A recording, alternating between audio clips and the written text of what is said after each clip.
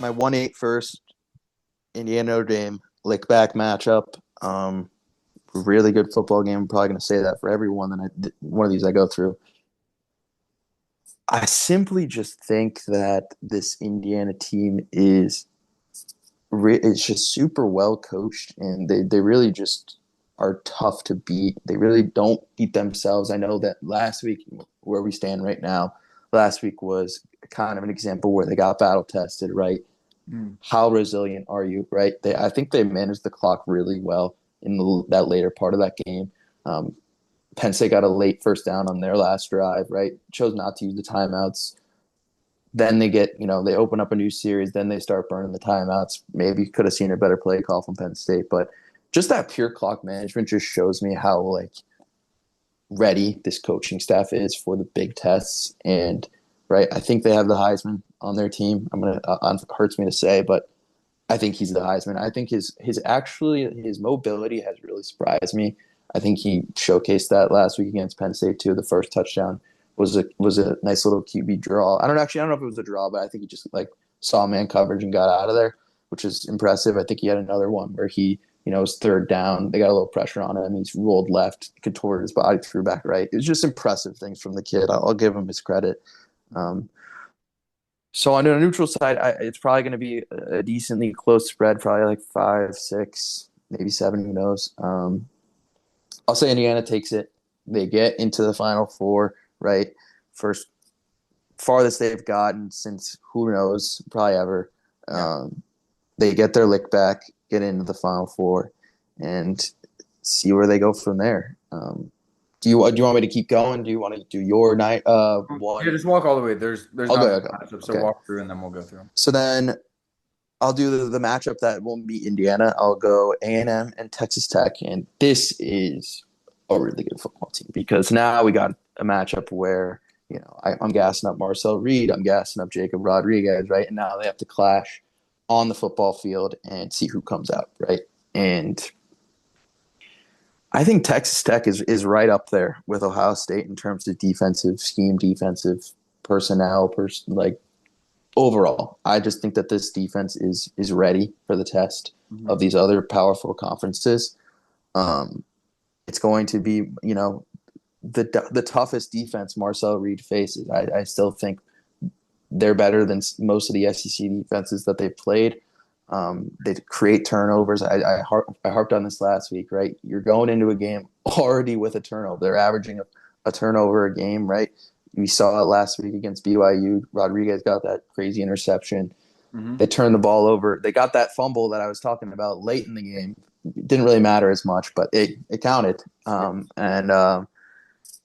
I think that's a good football game to watch. Really good. We'll see how Baron Morton faces off against that Texas A&M defense.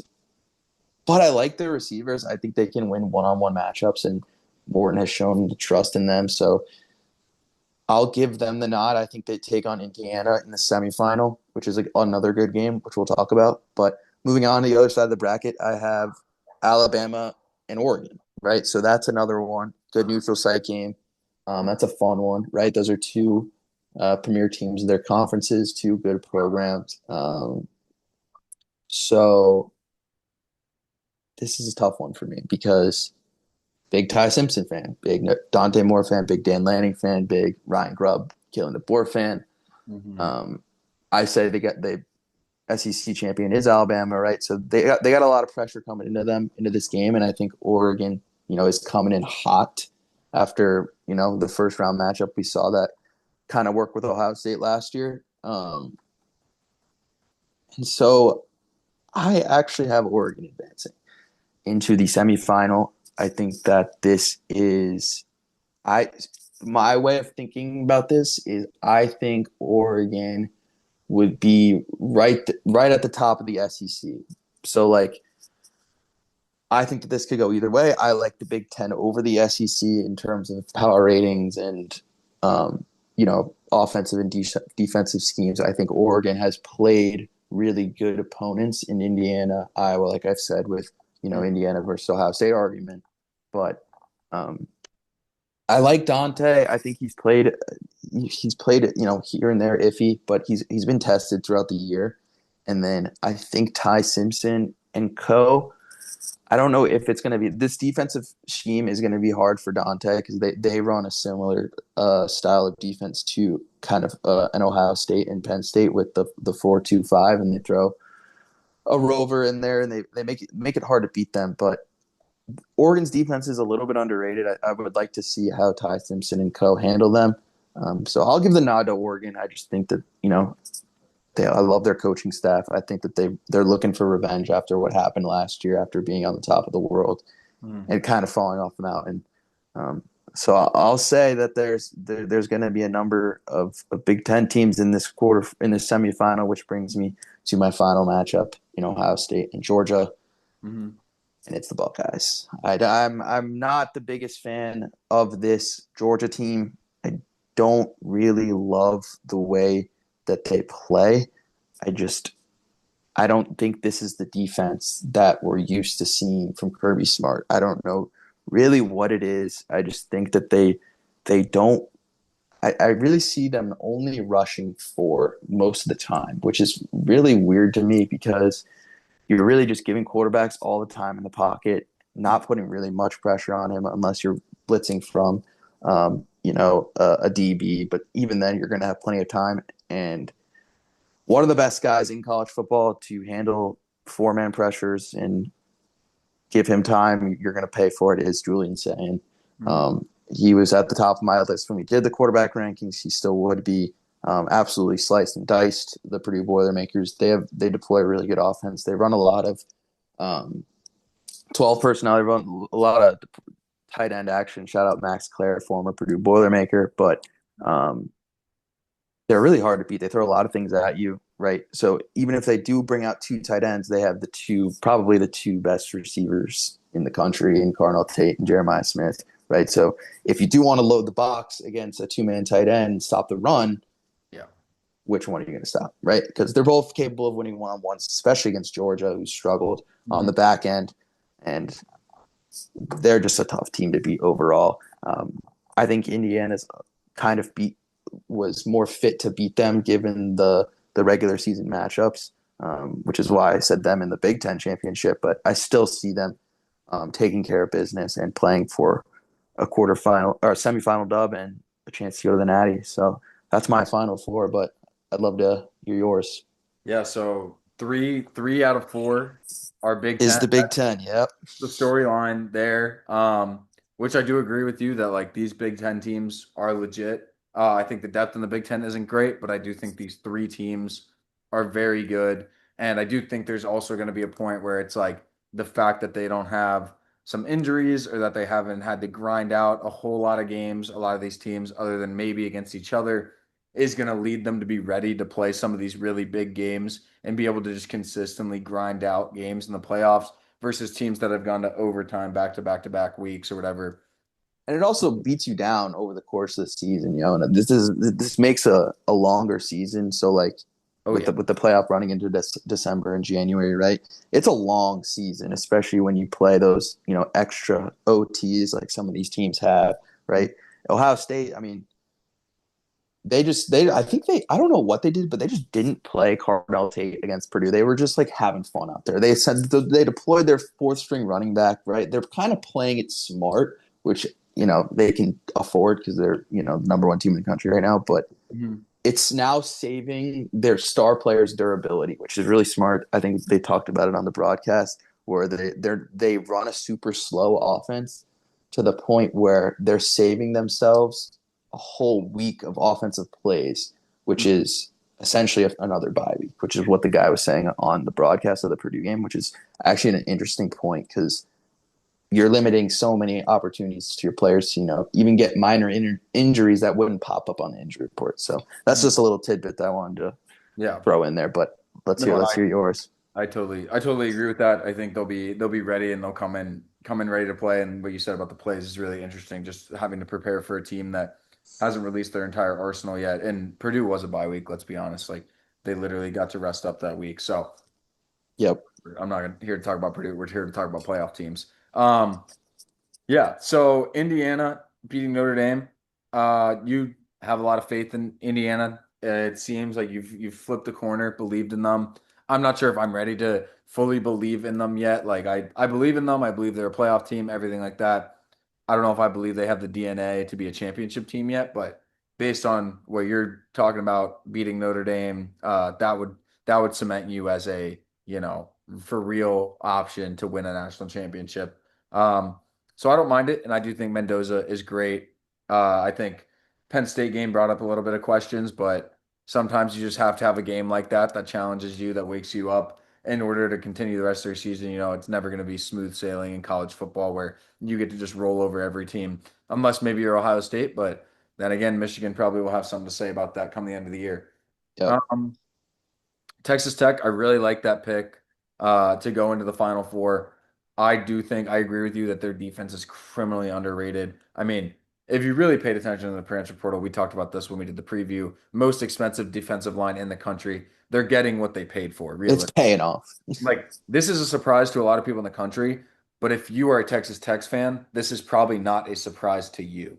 Because if you paid attention in the offseason, you saw who they brought in, you saw what they were lining up on defense, you're probably like, this is exactly what we paid for. This is what we waited for. This is why we built the defense that we built, and it's working out. My question comes from the other side of the ball. Can you make enough explosive plays to beat teams that are going to get stops on you, that are going to score on you, even with your good defense? And it's just, you're just going to have to consistently put up points, although you may not have to put up in the 30s or 40s. You may just have to win it in the 20s, but you still got to put up points. So offensively, I have some questions there, but I like that pick because defense does win championships. I mean, we say it all the time. So Oregon, I think, yeah, we talked about that. They're a great matchup. I think Alabama, Oregon would be an amazing game just overall. It would just go back and forth the entire game. And yeah, I think that one's a toss up, honestly. I think it's 50-50. You go either one, but I know you're a Big Ten fan, so you're going to pick Oregon. And then Ohio State to beat Georgia. I agree with you that Georgia is not the same team this year that they normally are. And that defense, they don't have some star names. Like we always know Jalen Walker from last year, Malachi Starks. There's always a couple names on the Georgia defense that you're like, all right, first round draft pick, high first round draft pick. It feels like we're not talking about a lot of those guys, especially when it comes to the defensive line. Like we see so many D linemen from Georgia get drafted, and this year I don't really know exactly who all their D linemen in, and I don't think they have a particular star at D line, and that's going to cause problems. Yeah, I agree. So, And I think that Alabama Oregon game can really go either way. I've been on him since the start. Like Dan Lanning, I think he's a good coach. He's gonna take that program over the edge. Um, I think he's the next, one of the next like Ryan Days and Kirby Smarts and all those guys. yeah. So I'm putting my faith in him. I don't think it's DeBoer's time just yet. I think he's going to get there as well. I just Mhm. don't know if it's there yet with this roster, but you can call it Big Ten bias, call it whatever you want, people. Yeah. But that's my four, and yeah, No, it's all good football teams, so can't knock it too much. All right, I'll go through my matchups. So we got Notre Dame, Ohio State. We'll just start off with a banger, 9-1 rematch to the national championship. Ohio State's too good. Let's just call it what it is. I've got them moving on. I think it's gonna be a close game. Both teams are gonna come fired up, but at the end of the day, Julian Sand, Cardinal Tate, Jeremiah Smith, Bo Jackson at running back, which is always funny when I hear that name. Brings me back to good times. But no. Bo Jackson at running back. So yeah, Ohio State overall just good on offense, good on defense. It's going to take a really special team to beat them. A team that's really hot and ready to go to just catch them off guard. And in the playoffs, it's going to be really hard to catch an Ohio State team off guard. So I've got them. Then we got Alabama and Texas Tech. I love this matchup for multiple reasons. I think that Alabama's offense versus Texas Tech defense going to be really fun to watch. Some of those weapons at receiver, kind of the explosiveness that Alabama plays with, the speed they have running around on the outside. See how they'll spread out Texas Tech, maybe make them work for it a little more. And I think Ty Simpson's decision making versus that defensive line, when they are able to get pressure, I think that's really going to help Alabama. The fact that he can have a quick release, an NFL style, get the ball out quick, diagnose where the pressure's coming from, all that. So I think this is a good matchup for Alabama, and I think it'll be a close game. But at the end of the day, I think their defense is way better than Texas Tech's offense.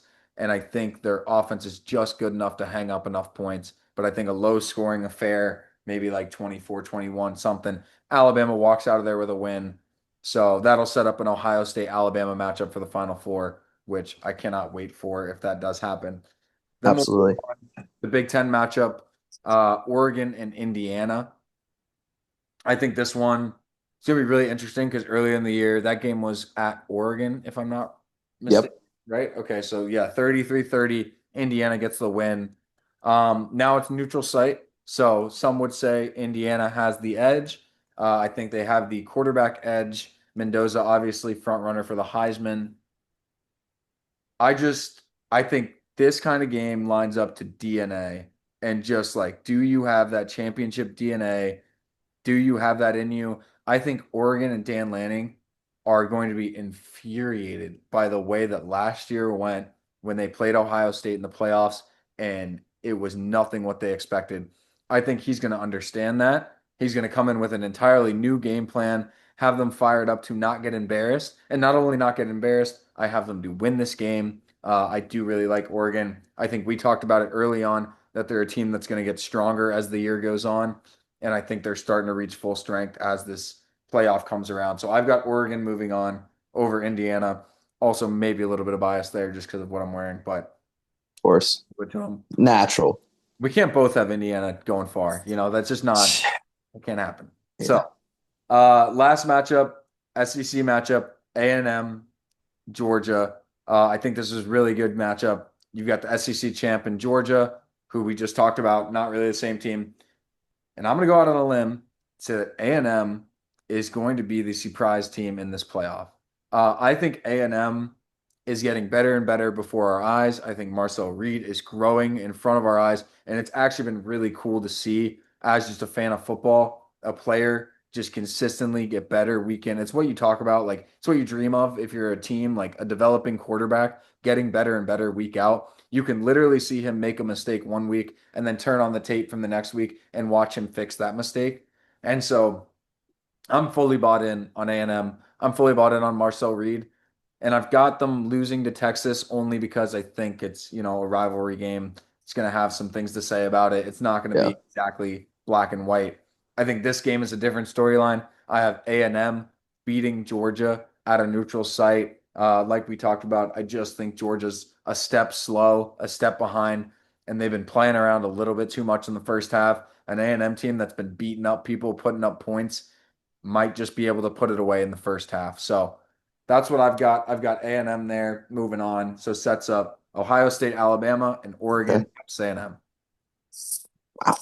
Okay. I mean, I think I would need to buy another television for that weekend. That's crazy. Actually, they probably won't play at the same time. But if they did, I would probably invest in it. So that's crazy. You get full on Big Ten versus SEC, which is That's what you want what I to, want to see. because then it should happen at the end of the year just for fun. Maybe like a little consolation game where we just get like one of the top Big Ten teams versus one of the SEC teams who don't even make the top four, but we just have them play on the side just for like little giggles or whatever.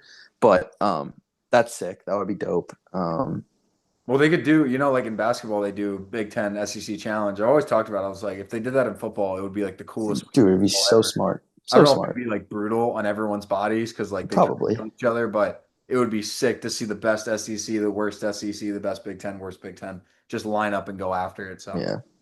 They should make that a bowl game or something like that. We yeah. can go that route. That's a good Final Four, though. I'll tell you that. That'd be fun. Yeah. Um, so now we talk.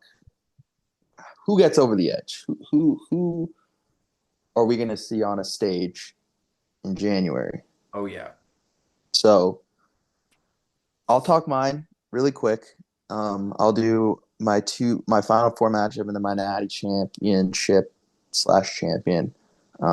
Right. So just to bring you guys back a little bit, I have Indiana playing Texas Tech, and I have Ohio State playing Oregon. Um, so I'll attack Indiana and Texas Tech first because that's probably say this, but the best offense versus the best defense. Just because I don't know. Definitely not. Ohio State's probably the best defense, in Oregon or Indiana's probably not the best offense, but they're two top five. You can say that without a doubt. And Mendoza has shown resiliency throughout the game, throughout the season, and it's almost like a Cinderella story, kind of like we saw with Jaden Daniels last year in the NFL. Right? They find a way to put together wins, right? But sometimes that fairy dust needs to run out, Mm-hmm. and I think this is where it happens. I think that they get all the way to the semifinal. They're so excited. We beat Notre Dame, we beat Ohio State, in my fairy world, but they get so excited, they get to the semifinal and they overlook this Tech defense and they lose this game. And I think that this boils down to Texas Tech's ability to control the box with their run defense, right? They put pressure on you to create turnovers. We've seen Mendoza throw a couple bad interceptions, right? Penn State was a bad one. He actually had another bad one against Oregon, right? But his defense picks him up, right? They actually have a really good special team. Their kicker's Loki really good. He hasn't missed a kick this year. Indiana, a little tidbit for these upcoming games, but um, I think that they lose, and maybe that's a little bit of my Purdue University diploma coming out a little bit, but I think that their luck runs out. I don't think that they make it to the national championship. I think Tech's defense is that good, and it'll be shown on display in that semifinal game. So I have the Red Raiders and Patrick Mahomes in the Wow. national championship to then play either Ohio State or Oregon. And this would have been a great matchup in the regular season too. It's a shame that it didn't happen, but I'll gladly take it happening in the semifinal. Um, Two of the best teams in the country, right?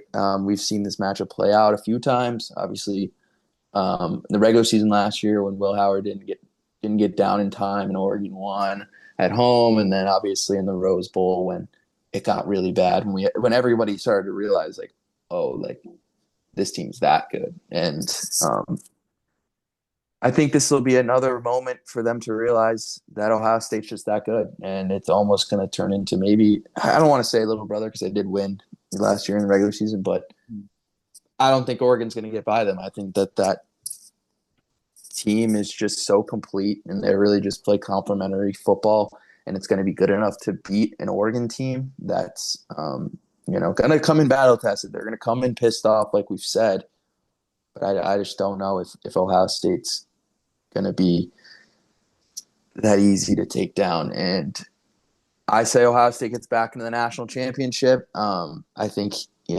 Sagan's been playing incredibly well.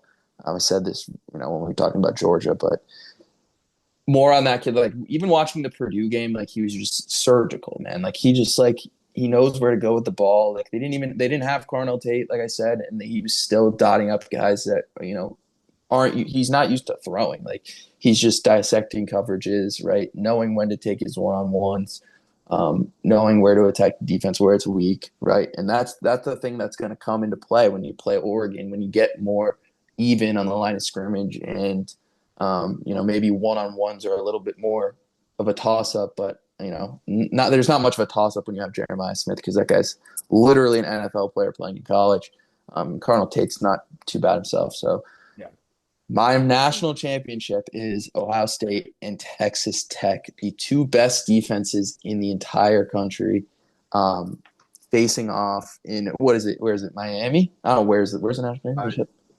believe I that's think it's Miami. I'll say Miami. If I'm wrong, screw me. But the two best defenses coming to play in the national championship, and yeah, I think it's going to end up being kind of a disappointment of a national championship. Maybe we get a better team in there, but it's Texas Tech, and yeah, Ohio State's going to take care of business here. I have them becoming the first back-to-back national champions since Georgia.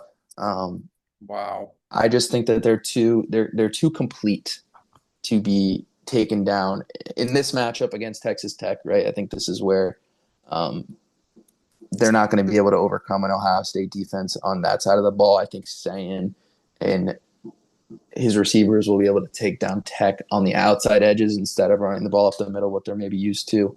I think they could maybe get some play action off against Tech, maybe. But still, you're going to attack your one-on-ones, your soft coverage as an Ohio State Buckeye, and they're going to have those explosive plays if you cheat up on the line of scrimmage. So that's my bracket. Wow. Guess the Buckeyes get it done again. I mean, it's not fun for a Purdue fan to say, but they do. They're that good, people. It's pretty simple. Yeah. Them and Indiana are really that good. I just will. You'll never hear me say that Indiana is going to be a national championship in anything. So Yeah. that's me. That's what I got for you guys today. Let me hear yours.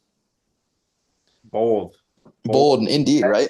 Texas Tech, um, to go to the national championship would be insane. I It would think shock everybody. to see the Big 12, we talked all year about the Big 12 just kind of being like, what the heck is going on in the Big 12? Like, what is happening? To see one of their teams go to the national championship it would be kind of awesome for college football. I'd love I it. agree. It'd be terrible for the SEC. The SEC would probably get shit on relentlessly if they didn't have a team, and Big 12 did. But I like it. I've always, I just said it before this, but defense wins championship, and what you're going with is the two best defenses probably in college football. In Ohio State, similar recipe. I know they're going to go back to back since Georgia, first one since Georgia, but that Georgia team, similar recipe, similar makeup of what this Ohio State team is, built on the back of a really good defense. And then you've got a couple elite pass catchers, and especially in the tight end position, having a couple guys. I mean, Georgia had Brock Bowers, Darnell Washington, kind of some guys that you could play at tight end, some freaks out there. And then Ohio State's got Max Clare. I think they've all their other they use their other tight end as well. Yeah. I don't know what his They're name is. more so like used as blockers, but you always got to be ready for them in the pass game. Yeah, but yeah, it's a similar recipe, except they've also got elite receivers. So it's like the similar Georgia team we've seen, but plus elite pass catchers, and they don't have Stetson Bennett at quarterback. So, it's tough to see them losing. So with that being said, I'm gonna go into mine, but I love that back to back.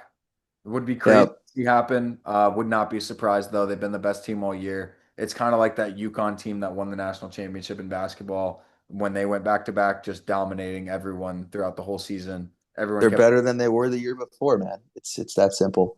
yeah. So really special Ryan Day out and somehow has gone from in like 2 year span from being somehow on the hot seat because he keeps losing to Michigan to now, in your opinion, two national championships in a row. So. Yep, 12-team playoff was the best thing to happen for that guy. So Yeah.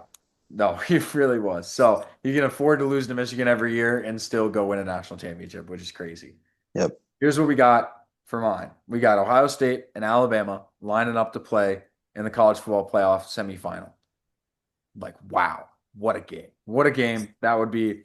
We haven't seen this since when the 4-team playoff, early days when Clemson was still in the mix, Alabama, Ohio State, Georgia, Clemson, those were kind of the teams talking around there, 2019 LSU. This is one of those matchups that takes you back a couple years, and you've just been waiting to see it again. So I'd love this happened. And then the other matchup, Oregon A&M. Ohio State, Alabama, going to be a shootout. I just think, like all the things we've talked about Ohio State, I think Ohio State is going to win this game. I think it will be close. I just think Alabama in the second year under DeBoer is not going to be able to beat a team that is this complete, that have had the same coach, that has brought in an excellent offensive coordinator, or has an offensive coordinator, I should say, excellent offensive coordinator in there. And then I love Ryan Grubb. I love what he does on the offensive side of the ball for Alabama, but this defense is just for real. I mean, when you got Caleb Downs and Jeremiah Smith, arguably the best offensive and defensive player, you've built something really special, and it's going to take something really special to knock you off. I don't think Alabama is that special this year. So I do think they lose this game, but it'll be a thriller regardless. It'll be a good yeah, game. Alabama knows how to be in these situations, know how to win in these situations. So they'll keep it close. They'll come in with a good game plan, but ultimately Ohio State gets the win. So that takes Ohio State to the national championship, same as you. Now, who will they be playing? Will it be the Oregon Ducks or the Texas A&M Aggies? Which for both these teams would be a massive accomplishment. Oregon has not been back to a national championship since. My beloved Auburn Tigers got their national championship on the stage, sold their soul so that they could never win again. And so Oregon is finally getting back there potentially, but A&M is in the way. I think you got two great quarterbacks, Dante Moore, Marcel Reed, and I'm going to take Texas A&M. I'm Yeah. going to take Marcel Reed. I think this is a team that gets hot and now makes it to the national championship.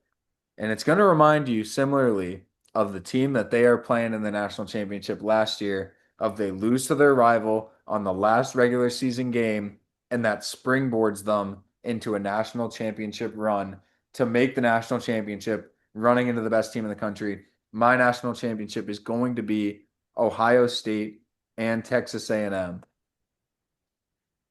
Now I'm just gonna preface this by this is crazy, and I can't believe I wrote this down last night, and I can't believe I even stuck with it even through the night. But I'm going to. I have game-winning field goal, 33-31, Texas A&M. That's literally what I have written down here. Texas A&M to win the national championship against Ohio State. Against all odds, I think everyone in this game will be leaning Ohio State. Will be doing that. I just I'm honestly rooting for Marcel Reed at this point. From what I've seen from him, I'm going to keep talking about him in that way.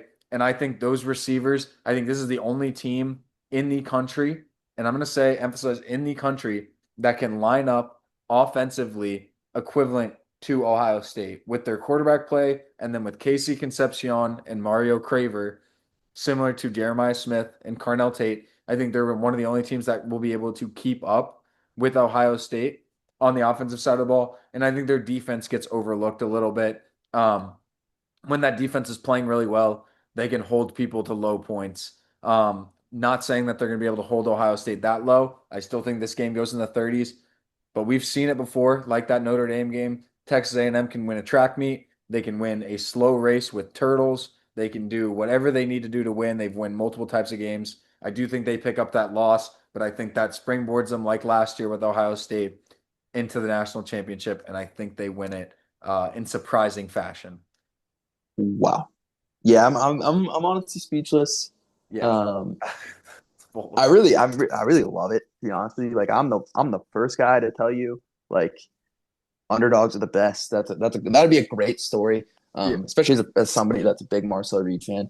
Um, but wow, what a shocker that would be, huh? Oh, After yeah. everyone saying like, "Oh, Ohio State's better than they were last year," and the whole world would probably be on Ohio State in that game. So that would be awesome. Um, and Yeah. that'll conclude our bracket predictions, and we're gonna definitely have to come back to this when the brackets Oh, come yeah. out, and then probably when it's all said and done, when in our national championship prediction. But Yeah. This will be saved in the notebook. We'll compare it. We'll compare it to the committee, what they have at the end of the day, who they decide to let in, what the matchups look like. But hopefully, if it turns out any way similar to your bracket or similar to mine, it is going to be electric. I don't think yes, there's any way that this season doesn't end up that way. So I'm just looking yes, forward to it, seeing how it turns out. I think we're going to end up making this a two-part video. So if you are watching this, that's what I'm going to do with this. This will be the second part of that. So go back and watch the first part if you missed our reasoning for how people got into the playoffs. yeah, Um, but yeah, so that's going to conclude the college football playoff prediction. I'm glad it's here. I'm happy it's happening. I'm glad we were able to hold out the urge on making this because I've been having the urge to do this for like 3 weeks now, and we finally got a chance to do it. So we'll see how it works out. Somebody's definitely getting upset. This isn't going to work out like it is on paper. yeah.